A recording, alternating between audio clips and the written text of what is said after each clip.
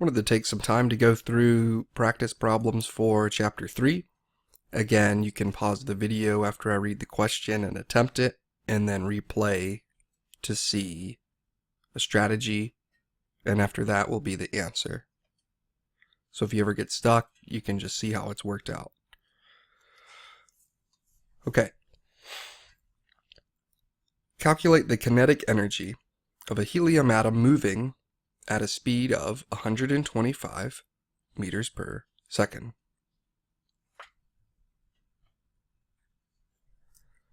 Our strategy here is to use the formula for energy, which is from physics. This subscript of a K represents kinetic, so it's energy of motion. It's 1/2 mv squared. That v should look like a nu more than a u. M represents mass, and the nu represents velocity. 1/2 mv squared will give us energy information. We do need units to work properly with this. We need specific mass and velocity units so that we can work back to the joule. The joule is an energy unit. I've listed the units for the joule. We can break up the joule into kilogram times a meter squared per a second squared. And it's not just the second squared below the meter squared, it's the second squared on the very bottom in the denominator. What we need for this is the mass of our helium atom, which is 4.003 atomic mass units. We need that in kilograms to work with the kilogram that the joule is made up of. The factor for our conversion of atomic mass units to grams is going to be what is represented from one atomic mass unit. One atomic mass unit has a specific mass of 1.661 times 10 to the negative 24 grams.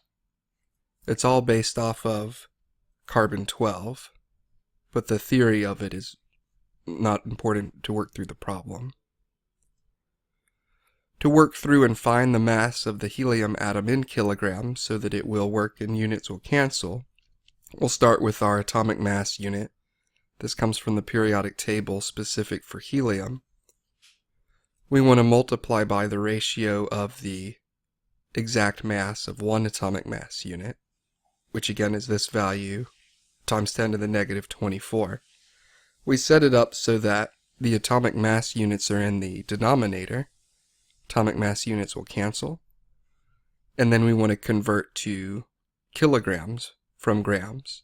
Grams will be on the bottom so that the g's cancel and we're left with kilograms. 1 times 10 to the 3 is just scientific notation for 1,000. And most of us know that there are 1,000 grams in 1 kilogram. Work this out on your calculator. Make sure you get 6.649 times 10 to the negative 27.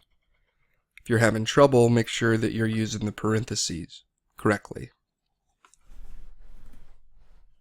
Once you have the mass in kilograms, then we can use our given velocity, which is meters per second.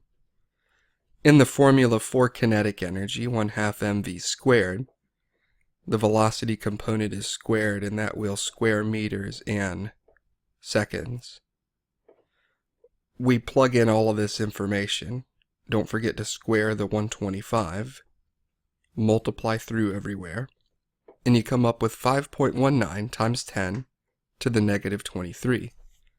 And again, a kilogram meter squared per second squared is a joule, and so these units here all combine to give us our energy unit of a joule. Think about it. We do expect the energy of an individual single atom, even if it's moving really, really fast, to be very small.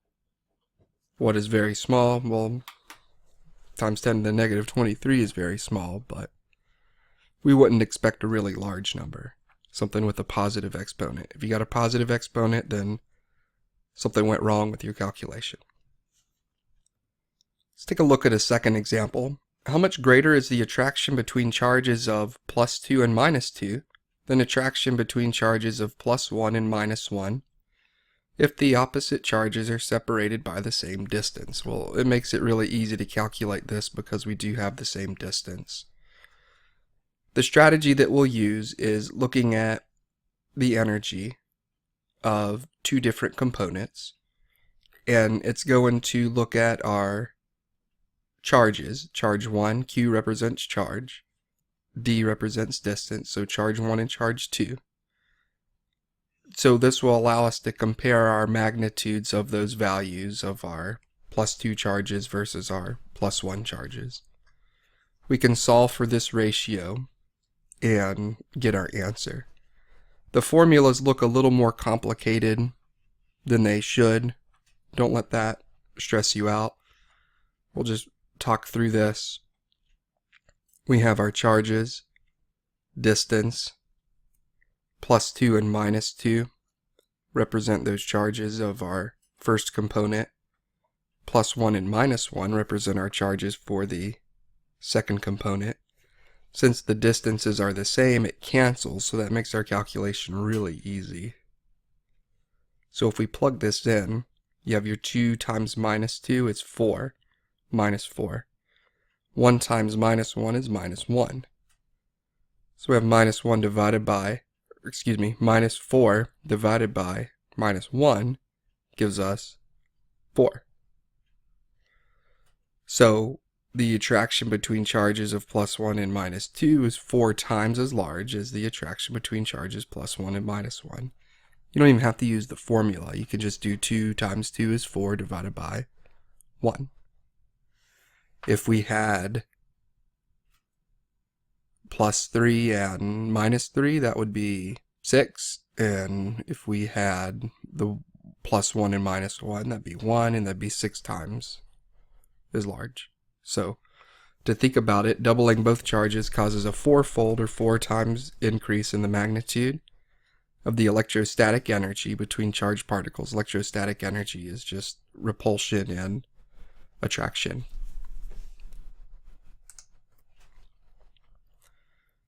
Example 3. One type of laser used in the treatment of vascular skin lesions is a neodymium doped yttrium aluminum garnet, which is a mouthful. Or, since usually when things are a mouthful, they have some abbreviation for it, they have this NDYAG laser. So I have a lot of background information here. The components we need are right here in these last two sentences. The wavelength commonly used for these treatments is 532 nanometers. What is the frequency of this radiation? Our strategy is to use frequency related to wavelength. They can be related based on the speed of light. The speed of light is 3 million meters per second. Our speed of light is equal to the product of wavelength times frequency. Speed of light is always the same, so if you have either frequency or wavelength, then you can solve for the other. You will just need to do a little algebra to rearrange it. We can rearrange our equation as it says here in our setup to solve for frequency. It gives us speed of light divided by wavelength. And again, the speed of light is 3 times 10 to the 8 meters per second. Our solution for this, we also want to know meters to nanometers. We start with 532 nanometers and we want to convert that to meters. The reason why is so that our units will cancel with the speed of light. If we left it in nanometers, nanometers and meters don't directly cancel with each other.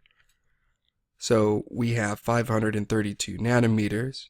We're going to multiply by our ratio of meters to nanometers. There are times 10 to the negative 9 meters in 1 nanometer. Notice the nanometers do cancel. Nanometers divided by nanometers is 1. And we get 5.32 times 10 to the negative 7 meters. Plug this back into our frequency formula that was rearranged. We have the speed of light constant, 3 times 10 to the 8 meters per second in the numerator. We have our wavelength in the denominator. You don't have to think about which place you put those because we have to use this formula. So putting in the value in meters, you can see the meters cancel. Plug it in your calculator, you should get this value, 5.64 times 10 to the 14th. The units here is 1 over s. Another way to write 1 over s, which is an inverse second, is seconds to the negative 1. It's not written here, but an inverse second is the same thing as 1 hertz. And the unit for hertz, or the abbreviation you use, is H, uppercase H, lowercase z. Again, something to think about. Make sure those units cancel properly. Write out the units. If you don't see something canceling, then you may have to convert, just like they did here, nanometers to meters. So one common error would be to not convert to meters and then plug in your value, and you'll get the wrong magnitude. Fourth example, calculate the energy in joules of a photon with a wavelength of 5 times 10 to the 4th nanometers. It said that that's in the infrared region. And B, a photon with a wavelength of 52 nanometers. That's in the ultraviolet region. Part C, calculate the maximum kinetic energy of an electron ejected by the photon in Part B from a metal with a binding energy of 3.7 electron volts. Our strategy, we're going to use the formula that relates the speed of light to wavelength and frequency. We can also use the formula that incorporates energy. Energy can be related to frequency using Planck's constant. So we can use both of those formulas to determine the energy of each of the photons.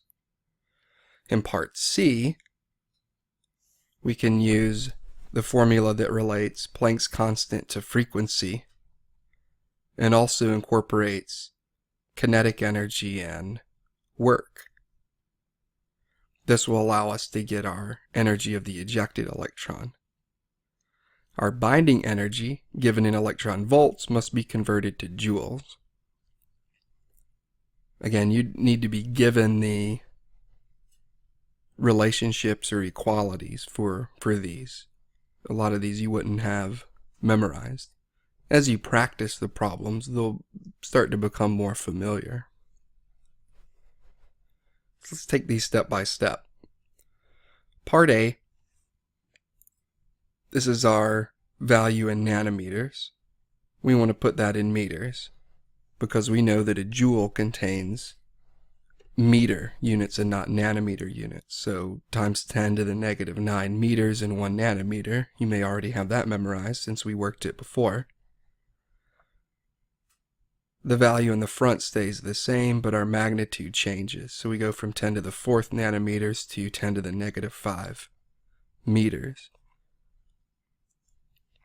It's easy to make a mistake doing this, but one little shortcut is knowing that there's a magnitude of 9 difference. So we're going from 4, 3, 2, 1, 0, negative 1, 2, 3, 4, 5.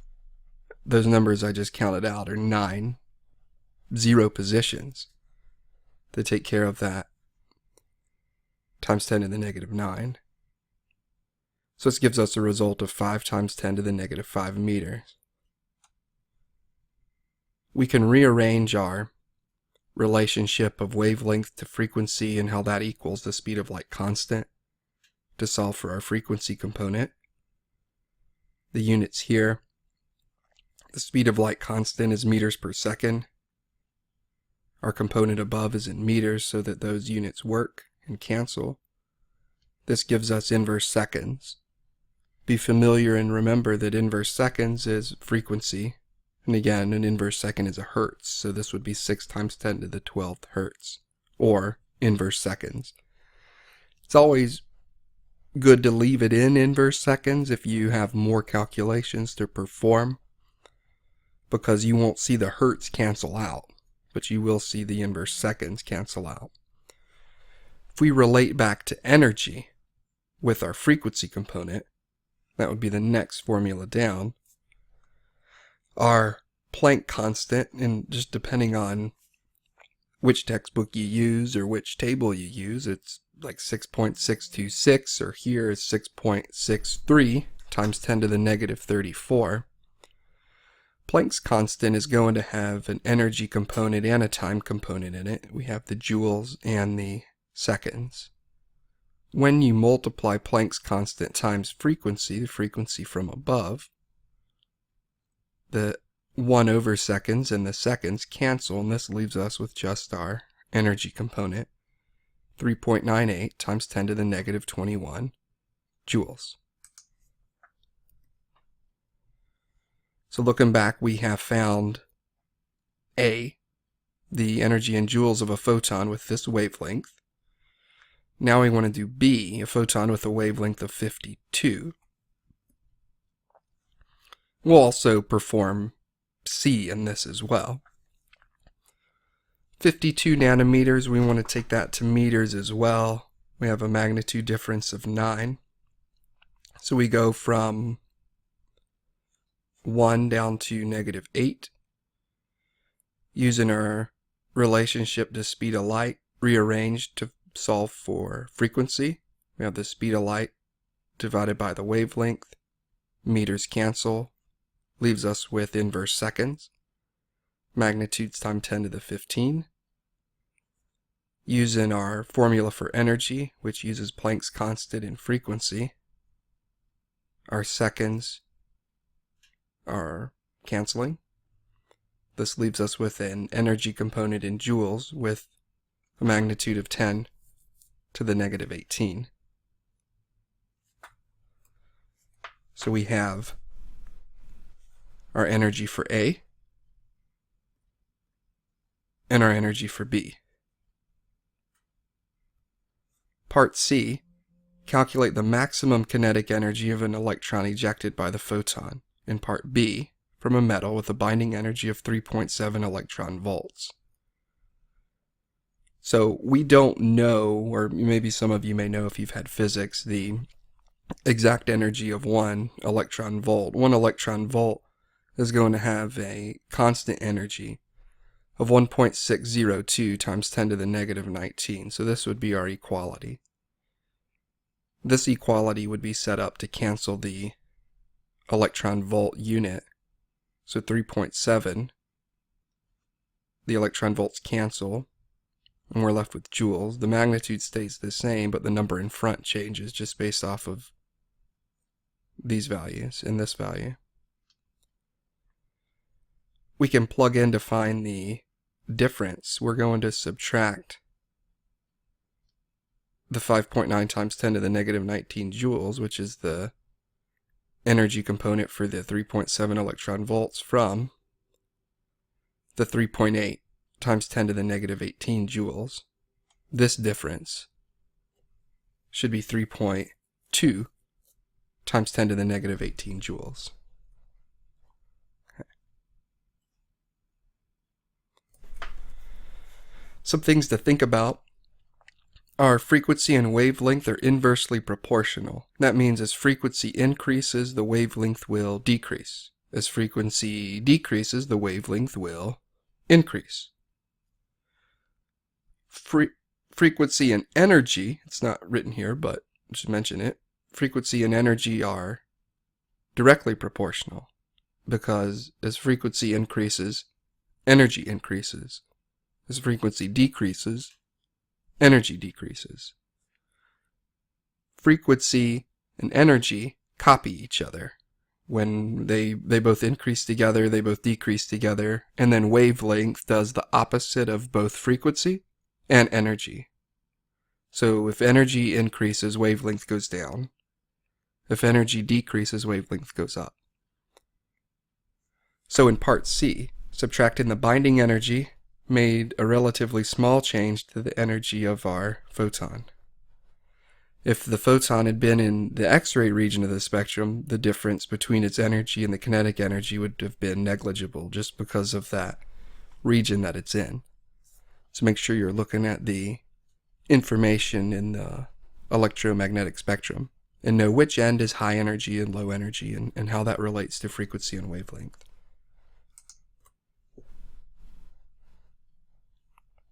Example 5.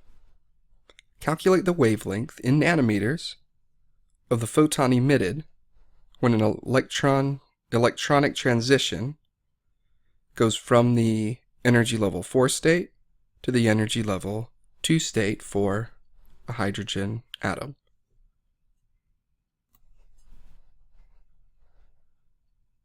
Our setup is going to be using this formula that relates wavelength to the energy level that you're in.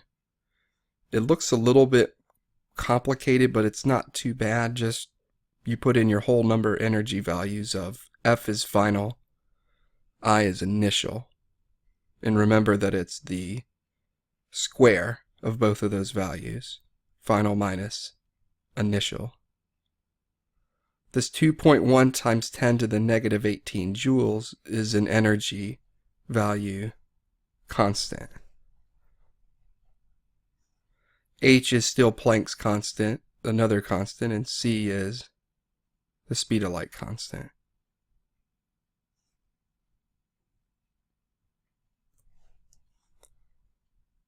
So our solution for this, if we have everything plugged in, 2.18 times 10 to the negative 18 joules, Planck's constant, speed of light constant. Looking at our units, joules will cancel. Seconds also cancel. The energy levels are 2 and 4 respectively, and we have 2 squared, which is 4, and 4 squared, which is 16, so that's 1/4 minus 1/16. Calculating all of this through, and remembering that our meters will be in the denominator, so that would be 1 over meters, we get meters to the negative 1. This value, 2.055 times 10 to the 6 meters to the negative 1, if we take the inverse of that, which is just 1 divided by that number, we get our value in meters. This will allow us to calculate and go to nanometers. You can leave it in this, just know that it's 1 over. You do 1 over and have the meters here. Make sure your meters cancel when you set up the relationship to nanometers. Plugging all of this in, we get 487 nanometers, which is in the visible spectrum. 400 to about 700-ish is our visible spectrum. If we look at our line spectrum of hydrogen, we can make sure that our result does match one of those lines. There's multiple lines in a line spectrum. It comes from putting high energy through a sample and through a prism. The prism will separate into individual visible lines. Each of those visible lines will match one of the colors of our rainbow, our red, orange, yellow, green, blue, indigo, and violet, with each of those having their own unique energy and wavelength. One other thing to mention is that for an emission, our initial energy level is always greater than our final energy level, and that the equation will also give us a positive result, positive value, not a positive feeling. You may get a positive feeling when you get the right answer too, though, so. Alright, example 6. Calculate the de Broglie wavelength of the particle in the following two cases. We have part A, a 25-gram bullet that's traveling at 612 meters per second, And B, an electron, it gives us the mass of the electron, 9.109 times 10 to the negative 31 kilograms, and that's going to be moving at a speed of 63 meters per second. To set this up, we're going to use this formula that relates wavelength. Wavelength is lambda to Planck's constant. M represents our mass, and then this mu represents our speed, meters per second. The other thing that's important to remember is that our mass must be in kilograms. A lot of these formulas come from physics. Physics usually has the mass in kilograms, and that relates back to the Newton and also the joule. The joule, which is our energy component, is using a kilogram and not a gram. Most of the things in chemistry right from the periodic table come from the gram, so just remember that. We want this in kilograms. Here's our Planck's constant. This is joule seconds. We can expand the joule out to be a kilogram meter squared per second squared. And then if we multiply that by seconds, we lose one of the seconds from the joule, so we ultimately end up with a kilogram meter squared per over just 1 second rather than second squared. This value still remains the same. This is just an expansion of the joule and then canceling out one of the seconds. Our solution for this is to take our mass of 25 grams and to convert that into kilograms. We plug this into our formula. We have Planck's constant for H, our mass in kilograms, 0.025, and then our speed, 612 meters per second. Kilograms will cancel. One of the meters do cancel. It's meters squared, so we just take it down one dimension from meters squared to meters 1, which is just a meter. So mass cancels one dimension of meters, seconds. We're left with meter. Feel pretty good about that because wavelength is in one dimension of just meters or nanometers. Part B is looking at a different mass which was given. Planck's constant remains the same, and we have a different speed, 63.0 meters per second. Again, kilograms cancel, one dimension of meters cancels, and our seconds cancel, and this is left with meters. A lot of times they may ask you to calculate it in like a micrometer, a centimeter, or a nanometer. But if they don't ask you, just leave it in whatever unit you want to.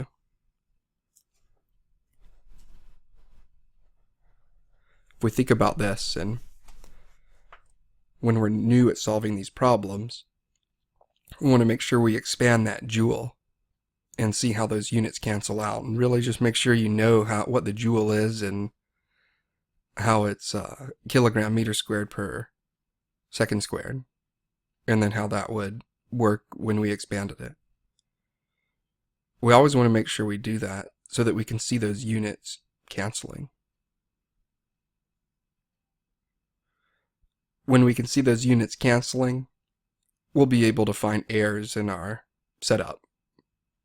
We will also notice if we didn't put kilograms and left something in grams. Always play and work with the units. Just like I mentioned before, when we first started doing conversion problems, write out the units first and then the numbers. If you had to do that in this case too, get all the units to work, make sure you can convince yourself that you're getting a unit that makes sense, and then put in the numbers. Another thing is that the calculated wavelength of a macroscopic object, something that we can see without any magnification, even one as small as a bullet, is extremely small. An object must be at least as small as a subatomic particle in order for its wavelength to be large enough for us to observe.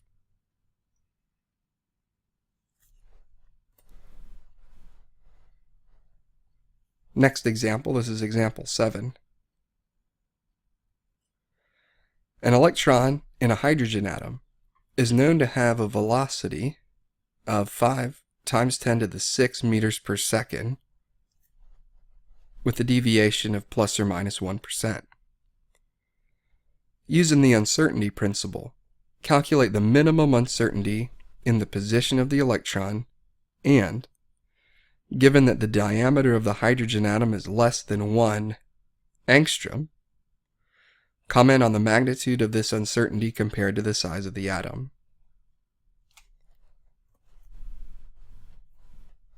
A strategy for this is the uncertainty in the velocity. 1% of 5 times 10 to the 6th meters per second is our change in mu. Calculate delta x. Delta is a Greek uppercase. Delta is change in. So calculate delta x, or change in x, and compare it with the diameter of the hydrogen atom.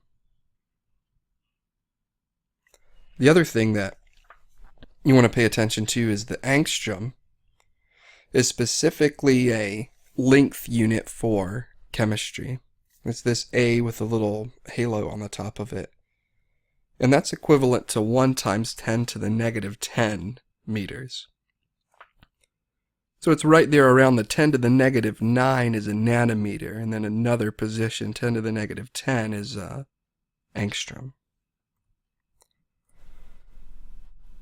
So here's our formula for the uncertainty principle. And it's set up with our change in x times mass times our change in mu is greater than or equal to Planck's constant over 4 pi. Just think of this like an equal sign when you do it algebraically, because it won't be exactly equivalent to. So don't let that throw you off too bad. Our mass of our electron, which we've seen this before, this is also a constant, is 9.11 times 10 to the negative 31 kilograms, and Planck's constant is 6.63 times 10 to the negative 34. And expanding the joule out, we get units of kilogram meter squared per second squared, so that we can see things cancel. So plugging all of this in, and I just have the problem written up at the top again. You have 0.01. The 0.01 comes from taking a percent value and making it a multiplier value. When you make a percent and you want to actually calculate something, you want to turn that into the decimal. To turn that into the decimal, a percent is out of 100, so you just divide whatever the number is by 100. So 1 divided by 100 is 0.01. So that's where this comes from. 0.01 multiplied by our given velocity or speed of 5 times 10 to the 6 meters per second. We get 5 times 10 to the 4th meters per second. So this just changes the decimal place with that percent value. Percents don't have units, so the units remain the same. Using this formula for our change in x and rearranging the uncertainty principle, and this shouldn't be equal, this should be greater than or equal to. I guess they have it here, but anyways, we have Planck's constant. Again, the units are expanded from the joule so you can see them cancel. Divide by 4 pi, and it's always 4 pi in the uncertainty principle. We use our mass of the electron times 10 to the negative 31 is our magnitude. The kilograms units cancel.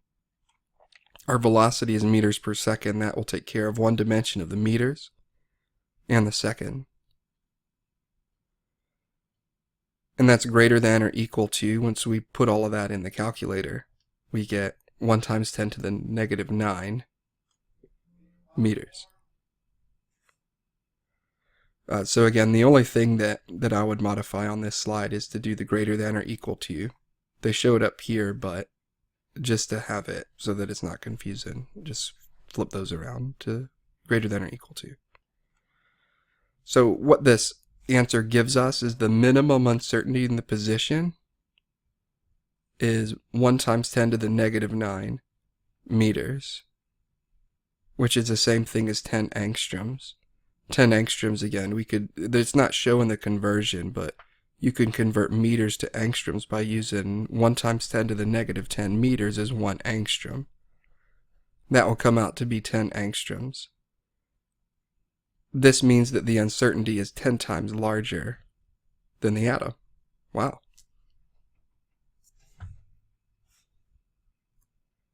I'll read you through something to think about here. As a common error is expressing the mass of the particle in grams instead of kilograms. Again, that would lead you to where units wouldn't cancel.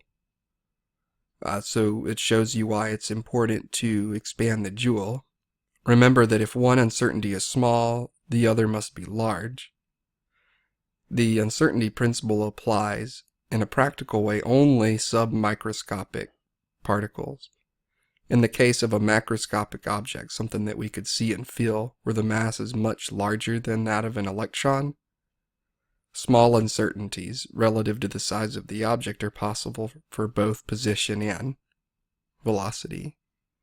And that last statement really leads us right back to Heisenberg's uncertainty principle, in that we can know either just the position or just the velocity. We can't know both at the same time. That's the major thing to remember about that uncertainty principle. This takes us to our next example. What are the possible values for the magnetic quantum number m subscript of L, sometimes called m sub L, when the principal quantum number, which is n, is 3, and the angular quantum number L is 1? Strategy. Recall that the possible values of m sub L depend on the value of L and not on the value of n. Our possible values from our lecture component, look back in the textbook and the slides if you need more review, are negative L all the way to 0 and up to positive L. The possible values of m sub L in this case are negative 1, 0, and positive 1. Most of these are pretty straightforward once you can grasp the difference of the n, m sub L, and L and what they are. Look back in table 3.2 in the book, and you can always check your answer. When you look at table 3.2, you'll confirm that you have a value of L, not a value of n. N is your principal quantum number. In other words, it's just your energy level. And then you'll use L to ultimately find your possibilities for your m sub L. Again, let's use that table and information to list the values of n, L, and m sub L for each of the orbitals in a 4D subshell. Our strategy is to consider the significance of the number and the letter in the 4D designation and determine the values of n and L. We know that there are multiple values for our m sub L, again, which are found out from L and not n, just as our last example stated. The integer at the beginning of the orbital designation is the principal quantum number. That's our energy level. We're in energy level 4. The letter in an orbital designation gives the value of the L, our angular momentum. They're all quantum numbers. The magnetic quantum number, m sub L, will have integral values, and we're not doing any of the calculus, we're just looking at the solutions, of negative L to 0 up to positive L. Our solution from this takes our energy level, which is 4, our principal quantum number, n equals 4, and D is our orbital type, which gives us our angular momentum quantum number, L equals 2. Our possible magnetic quantum numbers, m sub L, are, you just take the negative of this and go all the way up to the positive of it, so there'll be negative 2, negative 1, 0, plus 1, and plus 2. This really isn't that complicated once the energy level is the easiest to wrap our minds around, which is n. And then each L just represents, is it an S, a P, a D, or an F?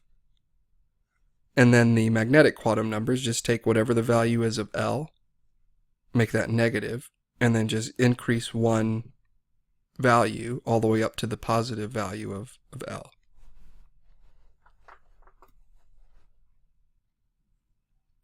Here's a nice picture to summarize. This is showing subshells for S, P, D, and F for each of our energy levels. Energy level 1, 2, 3, and 4. Each of the energy levels are the rows in the periodic table. This is row 1, row 2, row 3, and row 4. Each of our S subshells, there's going to be one type of S. There's 3 types of P, PX, PY, and PZ for our 3 planes. There are 5 types of D and 7 types of F.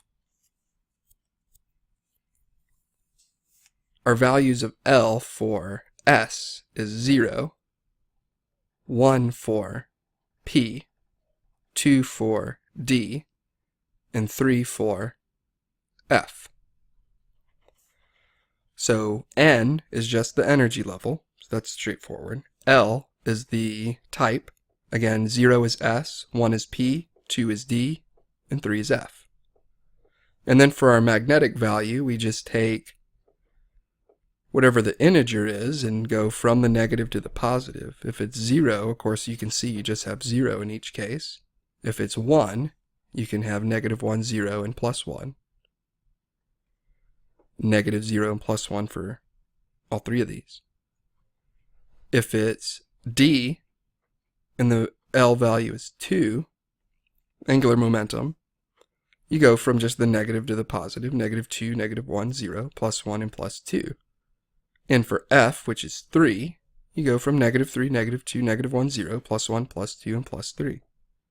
This is getting into something where we can have orbital diagrams. Orbital diagrams have these boxes where we can put electrons in that spin in opposite directions. You'll have one that will spin one way and one that spins the opposite way, so that they can actually live in that same region and not repel one another. Each one of these boxes will hold a maximum of 2 electrons. So we can find and actually give a solution, the quantum number solutions to an individual electron.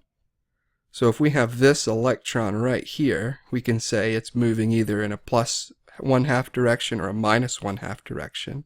That's the spin, which isn't mentioned yet, but this electron would have a value of n equals 1, L equals 0, and m sub L equals 0, and then a spin of either +1/2 or -1/2. So you can apply the quantum number solutions to each individual electron without performing any complex calculus, just by using these trends. If we're looking at an electron all the way up here, let's say in this box, let's say it's spinning +1/2. We'll have it spinning forward. So our solutions for this specific electron would be an n value of 4, an L value of 3, and an m sub L value of -2, and a spin value of +1/2. Hopefully that makes some sense. Convince yourself that each individual electron will have its own unique 4 quantum numbers, so that you can distinguish each one. Example 10. Write the electron configuration and give the orbital diagram of a calcium atom, atomic number 20. Our setup is atomic number 20 for calcium will have 20 electrons when it's neutral. Again, atomic number is directly related to the number of protons, and then the electrons are determined based off a charge, and probably all we've seen so far is neutral situations. They will have an order of fill based on this model that's used at the right.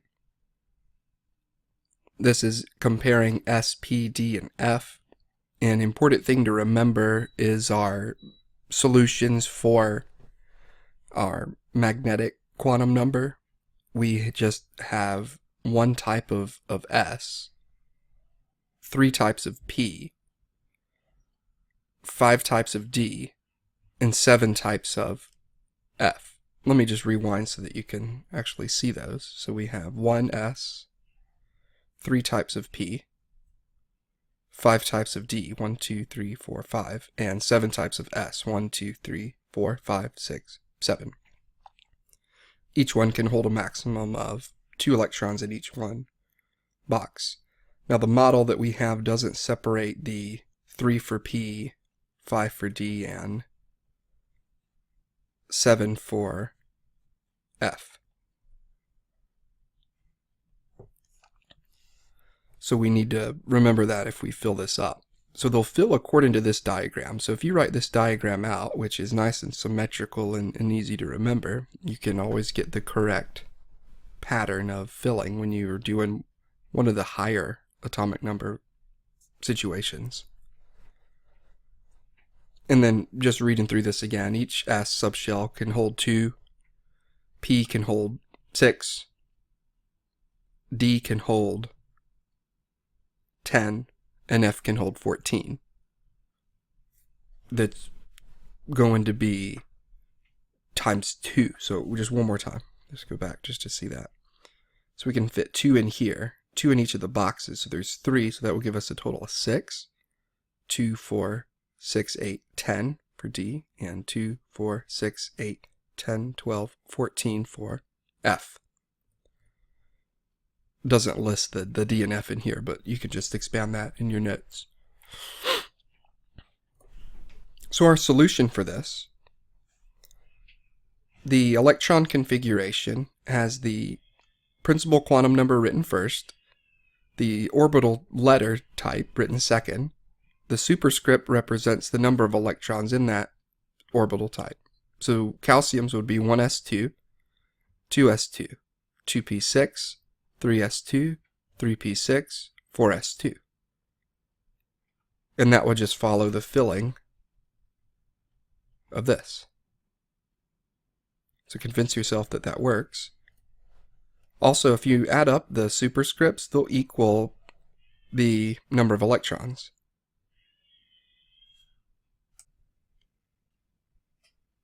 The orbital diagram gives us a little bit more information of where there are electrons and how they're related to each other in their energy levels. This is written out from left to right. I usually go from bottom to top, just because most graphs are arranged with an x-axis and a y-axis, and I would have my y-axis represent energy. The lowest energy level is our 1s. There's 2 electrons in it, and what they've done here is they have the electron configuration below the orbital diagram. As I mentioned before, the orbital holds a maximum of 2 electrons, and they'll spin in opposite directions, so their spin value is either plus 1/2 or minus 1/2. Both of those add up to a total of 1. They're drawn with these half-headed arrows to represent. It's like each one would give a whole spin state. They spin in opposite directions so that they can actually be that close to each other and not have too much repelling. So for calcium with 20 electrons, we have 1s2 and then 2s2. There's 2 electrons there. 2p6, it represents the x, y, and z. And there's 2 electrons in each. Look back and understand Hund's rule. When you're actually filling this, they'll fill individually before they pair up. It's easier and lower energy to fill each of these what are called degenerate orbitals, orbitals of the same energy, before they start pairing up with one another. When this is completely filled, then we move to the third energy level, n equals 3. We fill that with 2. Move to the p, and then we'd fill 1, 2, 3, according to Hund's rule, and then pair up again. And then move to the 4th energy level. We can look back at calcium in the table, and they have all of those arranged with electron configurations just to make sure that you did those correctly. Go ahead and practice those until you're familiar with them and be able to write an electron configuration or an orbital diagram for any of them. Use that filling picture to help keep you on track. It gets a little bit more complicated when we move to the transition elements and lanthanides and actinides, so try a couple of those as well and look them up and just be familiar with them. One thing that they mention here is that remember that the 4s orbital will fill before the 3d orbital. The reason why is that the 4s orbital is actually a little bit lower energy than the 3d. And it's smaller, it only holds 2 electrons. The D, there's 5 types, it holds up to 10 electrons, and it's higher energy. It's harder to fill all of that. There's some other unique examples that you'll see in the transition metals. When you get towards the end of the transition block, you'll see some interesting situations where you'll half fill a S and completely fill a D, or fill an S before you completely fill up your d orbitals. So look at those, and the reasons why is just some of the close differences in energy, and they will fill to maximize their whatever the lowest energy pathway would be for them. Let's take a look at one more example. Right, the electron configuration for an arsenic atom in the ground state. This one is going to utilize a shortcut where you'll use the noble gas that comes before it, because the noble gas completely fills that specific energy level. You just write the abbreviation for the noble gas and put brackets around it, and then write the remaining electron configuration. So be able to write a full electron configuration that's showing everything from 1s all the way up, and then also be able to write the abbreviated where you put the brackets around it. We're just going to look at the abbreviated, and it may not be a bad idea for you to write the entire thing out as well, even though it's really long. So the noble gas core is just going to be the noble gas that comes before it is argon. Argon is 18, so we are going to use up 18 of those electrons, and then we're just going to fill what's remaining. So this should come out to be argon is our noble gas core. We put brackets around that. And you can write out the electron configuration of argon completely in the front and then combine it with this, and you'll have the entire written out electron configuration for arsenic. Hopefully that makes sense. So the abbreviated version with brackets around argon would then continue. We fill the 4s before the 3d because it's lower in energy. 4s2, when it's completely filled, we move to the D and we fill that all the way, 3d10. And then we move to 4p3. So again, it's the really small differences in energy that allows for filling of this 3d before the 4p and slightly after the 4s. But the filling pattern that's shown here will still match. Okay. One other thing to mention is to know what the outermost electrons are. Those are called valence electrons. Valence electrons are really important. They come into play when we look at bonding types, covalent and ionic bonding. They also come into play when we start to look at how things will interact with each other and what the electrons do. Continue to practice with this and read through the text. Continue with your outlines and practice problems through the online homework system, and it just takes a lot of time to be proficient with it. Thank you.